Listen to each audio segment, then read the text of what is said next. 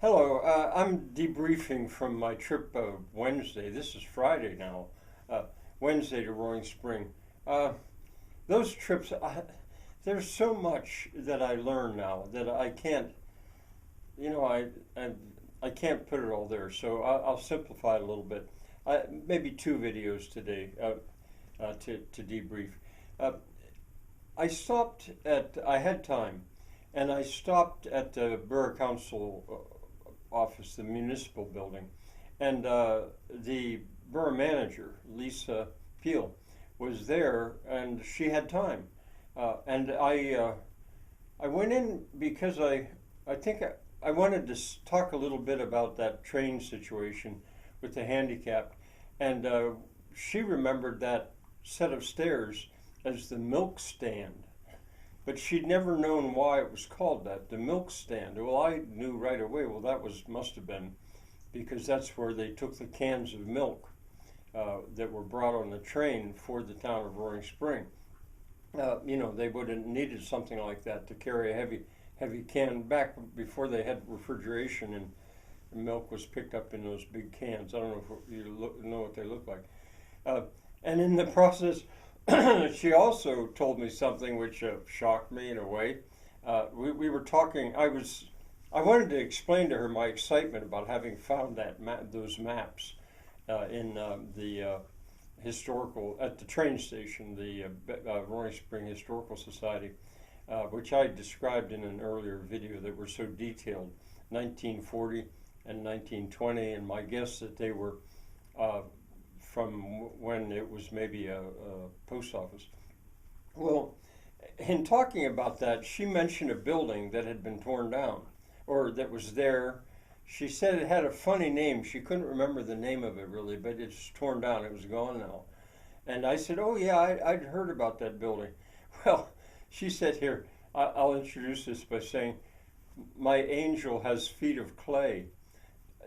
Makes sense, makes perfect sense. She said, "Oh yeah, that was the," and I'll use the euphemism which she did not use. House of ill repute is a euphemism for what that was. At least that's what she always heard that it was. Uh, I It makes sense with the location, and that Roaring Spring would have had such a house. Whorehouse is what she said. Uh, and but it's funny in a way because this town that is full of churches and what do they call them, fraternal organizations, uh, and it was against drinking for 100 years after Prohibition, almost after Prohibition was lifted for 100 years more. The town was dry. Hey, and you get this idea that whoa, people must be one of these cities like what's his name, Calvin imagined Geneva could be some pure city or something. So anyway, I had a lovely conversation with her, and then I went on, and uh, there wasn't, well, the next stop to mention of worth is I went to the brewery, which is my final stop. It seemed like I wasn't going to see that many more people. Sheena wasn't there at the Danny K Cafe, although I had a lovely conversation with a woman named Thelma that was kind of left in charge, almost unofficially, twice now. Absolutely, she's not a Bulls Cricker, but her family is from that area, and she certainly would never dream of calling it Bulls Creek. That sounds so crazy. Uh, so she's sort of my speech family. But anyway, I went on then and made my purchases as I usually do, some soup and stuff for the week. And I went on to the brewery. And there, again, it was pretty empty. There wasn't much action there at all. But I went in and had a beer, and I was just saying, well, this is okay. Because I do like it there. And I thought this will just be a one beer a visit. And so I was sitting there, And after a while, I went over and sat not at the bar but at a table because my back was hurting. I've got a broken rib that really got me slowed up here.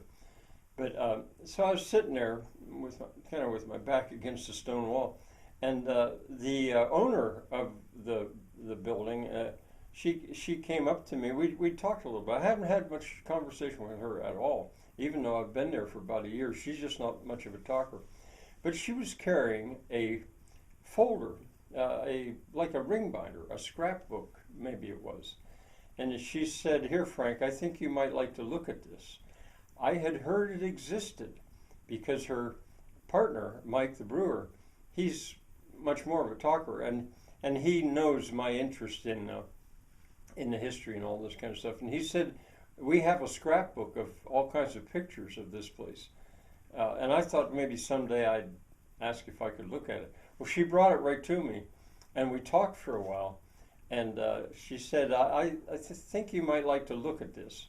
And so I sat there, and it wasn't an hour, but I was going through the pages one at a time, beautifully cared for in plastic sleeves, of the history of that building and the surrounding area around that building. But because it was maintained by the late family.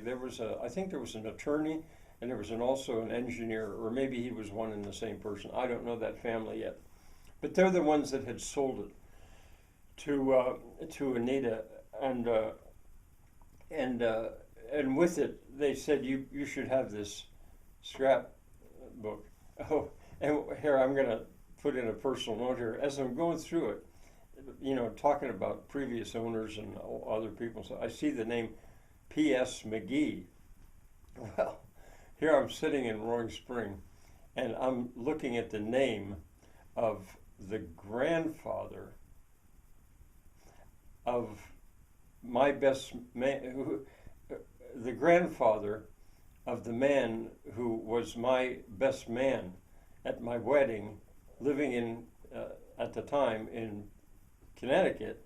He did, and my wedding was in New Hampshire, and here I see his grandfather's name there, Scott. I'm sorry.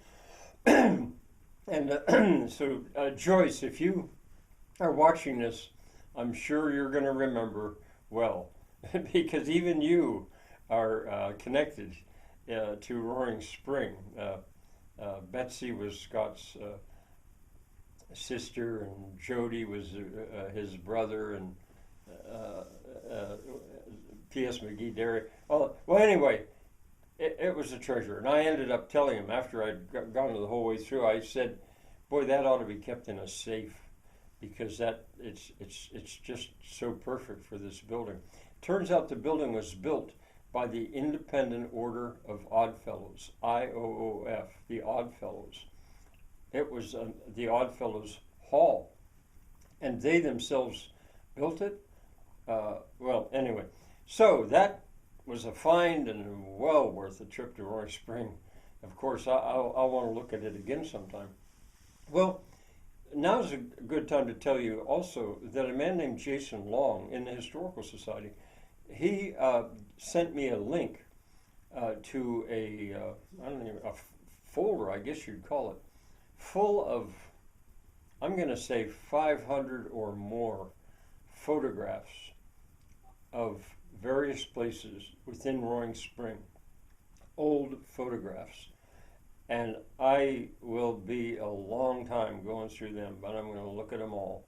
And I'm going to have more to say about that too. So, I've got lots to work with. Bye for now.